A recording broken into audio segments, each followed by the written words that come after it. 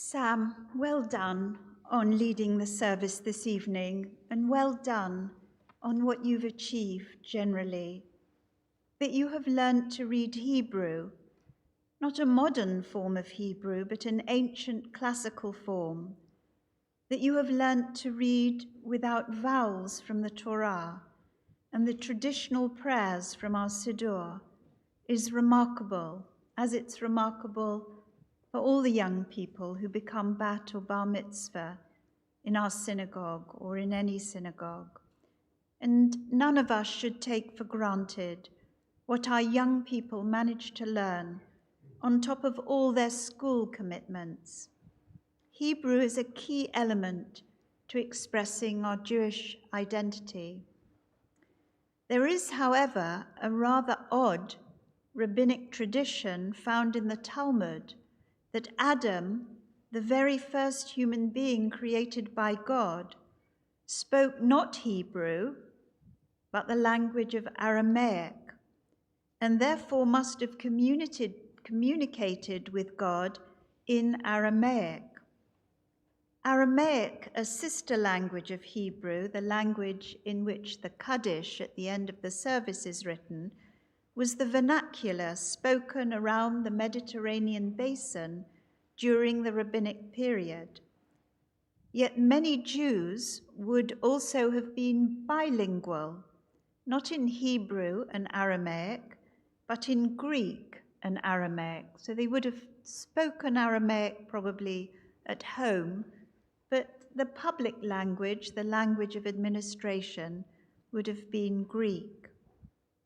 Hebrew skills were probably quite limited in rabbinic times and not so very different from our own day.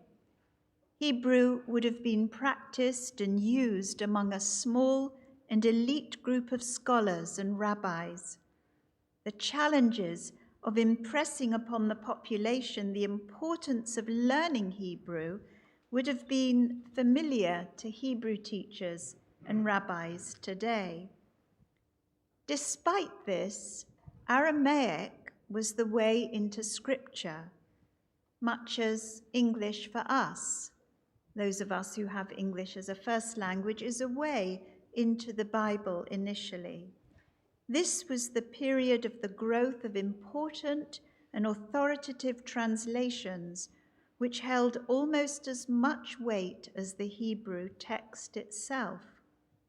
This tradition that Adam conversed with God in Aramaic was a way of validating the significance and the use of the language, of going so far as to say that Aramaic was as much a holy tongue as Hebrew and worthy of respect.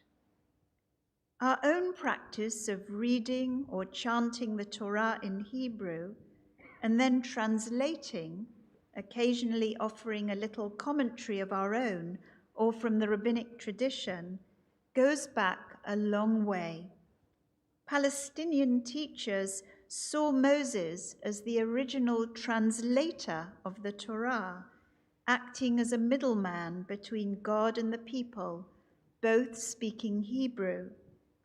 The biblical book of Nehemiah describes movingly how the priest Ezra brought the law before an assembly of men and women on the first day of the 7th month, Rosh Hashanah, and read from it in the public square from early morning until midday.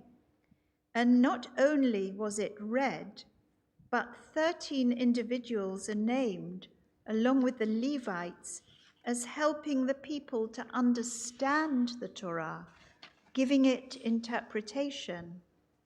As it says in Nehemiah, Meforash v'som seichel v'yavinu b'mikra, and giving the sense so that the people understood the reading, because without Hebrew, how could they understand what was being read?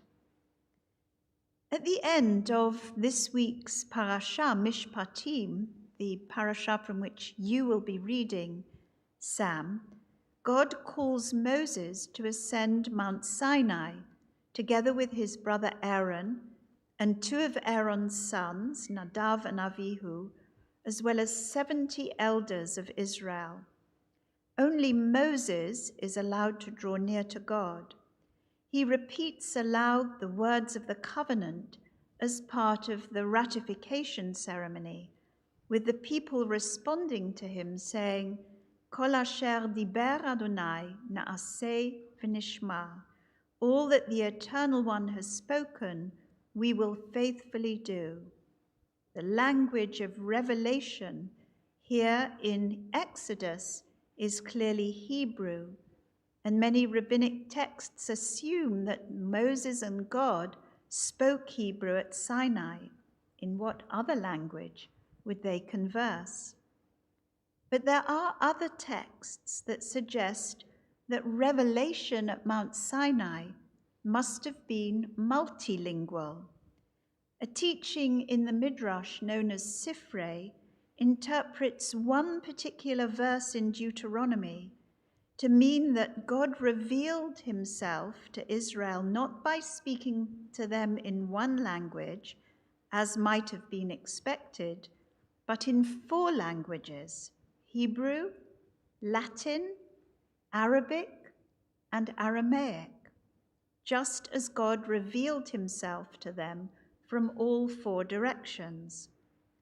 The tradition of the multilingual nature of revelation goes further because the rabbis believed that 70 was the number representing the totality of linguistic expression, 70 languages for the 70 nations of the world. Perhaps the fact that 70 elders ascended the mountain with Moses was not lost on the sages, who saw each one as representing a language and then able to mediate to the 70 nations of the world the words of the Torah. We might express surprise at these traditions, which suggest not only that God was multilingual, but which convey the openness and accessibility of the Torah to all the nations of the world. Traditions such as these are part of the rabbinic imagination, not ideas to be accepted literally. Nevertheless, the idea that revelation from God comes as a multilingual experience is a very powerful theological model. It teaches us, in the words of another midrash, that all have a share in the teachings of the Torah. That is why the Torah was given openly and publicly, said the rabbis, in no man's land. For had it been given in the land of Israel, the Israelites could have said that the nations of the world had no share in it. That is why it was given in the wilderness, openly and publicly, so that whoever wishes may come and accept it.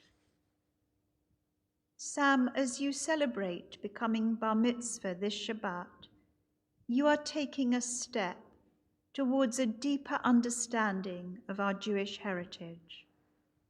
Asking yourself, what does it mean to inherit a Jewish identity, a faith, a language, beliefs, history, and observances?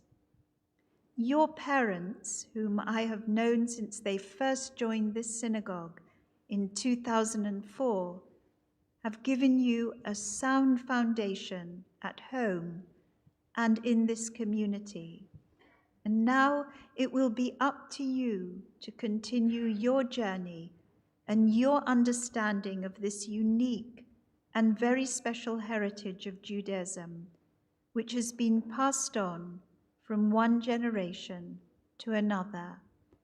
And you can access that heritage in whatever language you wish to do so, whether it's Hebrew or English or Latin or French or Greek or Arabic or any other language that you might be learning at school.